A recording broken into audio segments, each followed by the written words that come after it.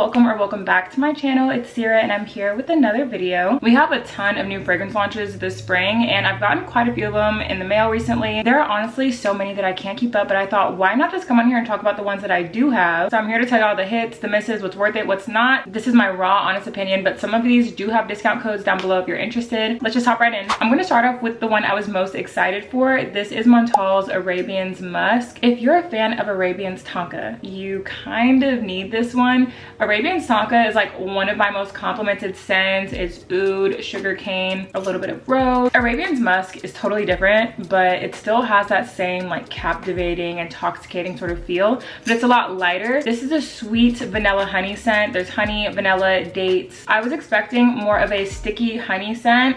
You do get a lot of that sweet honey, but it is more on the powdery side. It has some white florals in here that really stand out. This reminds me of a daytime version of Moon Glory from The Harmonist. And I actually prefer this one over Moon Glory. I just feel like it's a lot easier to wear. It's just creamy, sweet, honeyed, little powdery. Also get a little bit of like a syrupy orange blossom, which I really like. This one gets a solid 9 out of 10 for me because I am more of like a vanilla gourmand girl. This is for the girl who still wants something sweet but is trying to grow out of overly gourmand scents, if you get me. Next is Vanilla Smoke from Flur. I was also really excited about this one, especially because of how much I loved Vanilla Skin, and I still do love Vanilla Skin. But Vanilla Smoke is like the nighttime version of Vanilla Skin. This is a woody gourmand with notes of bergamot, pink pepper, birch, Cal Blanc, cashmere vanilla, tonka bean, incense, and amber. This is a very smoky scent. Like, they weren't lying when they called it Vanilla Smoke. It smells like if Vanilla Skin and Replica's By the Fireplace had a baby. I feel like this leans a little masculine. I like it more when I mix it with Vanilla Skin to add a little more sweetness. I do like this, but I feel like it would have made more sense to launch this in the winter because it is very heavy, smoky, woody. It's cute.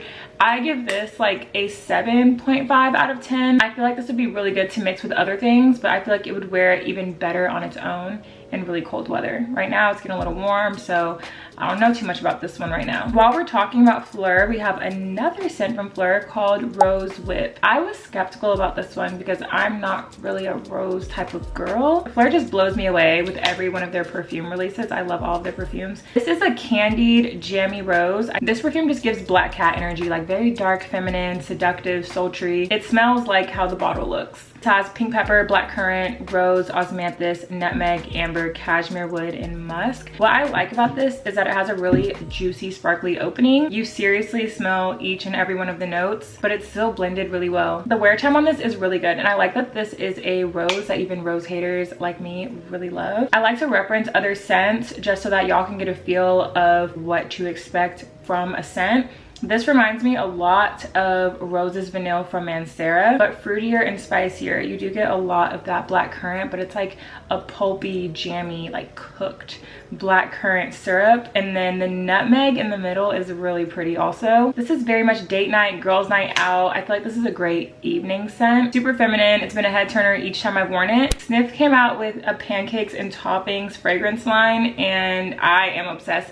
Every time Snif comes out with a gourmand, I'm just prepared to have my mind blown. I don't know how they do it, but their gourmands smell so realistic. Let's talk about the main fragrance, Hot Cakes. This is the packaging. It's so fun, so cute. This fragrance has notes of maple syrup, melted butter, berry compote, buttermilk, pancake accord, and sugared musk. Hot Cakes is for the real gourmand lovers because you're literally going to walk around smelling like a stack of pancakes covered in syrup, but I'm not mad at it. It smells exactly like warm and fresh pancakes. I smell a lot of the maple, and I don't know how they did it, but they actually put like warmth in the bottle. Like, it smells like hot, fresh pancakes. It's sugary and syrupy, but I feel like that melted butter note helps to break up that sweetness a little bit so that it's not like headache inducing. And these 3 body mists are designed to layer on top of the actual perfume. So my favorite is Extra Whip. This is the Extra Whip body mist. It has notes of cold aldehydes, icing sugar, whipped cream accord, vanilla, milky sandalwood, and fluffy musk. Milky lactonic vanilla scents were really the wave in like fall, winter last year, and I guess they still are. If you're into that sort of Bianco latte, milky, creamy, edible sort of vibe, you're going to fall in love with Extra Whip just like I did. And the atomizer,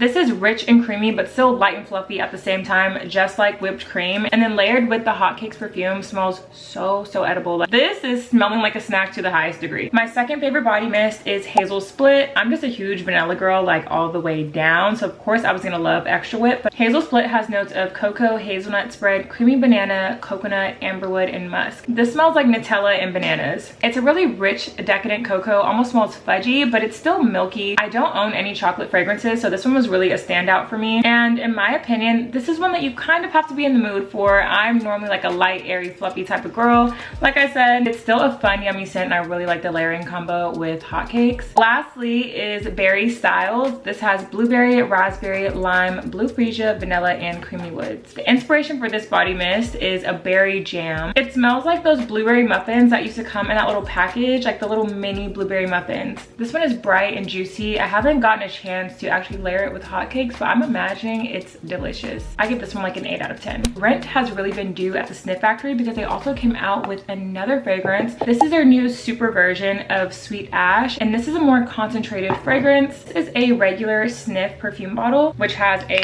plastic magnetic cap. With their new super fragrances, it's a full glass bottle, still magnetic, but it feels really heavy and luxe in the hand. I have the original version of Sweet Ash, and I must say I like this one a lot better. This one is milkier, creamier, like it's just a lot softer and less masculine. I do like Sweet Ash. I use the laundry detergent all the time, but it does have a little bit of like a masculine type of feel to it. Their super fragrance has notes of vanilla absolute, milk, musk, sandalwood, fir balsam, and cedarwood. This version is slightly more expensive, but honestly, it's so worth it. I'm gonna smell like everything by the end of this video. It's milky, sweet, and aromatic. I really like the mix of vanilla and woody notes. I always thought Sweet Ash smelled really expensive and luxurious, but their super fragrance version, obsessed. Like, I'm not gonna stop spraying it. This is one of those upscale hotel lobby sort of vibes. I can 100% smell the difference between this one and the original. Not that the original is bad, I just prefer this one, and I feel like the projection is a lot better, and it just smells so smooth, like so smooth and sensual. Like, I just love this scent. I'm telling y'all,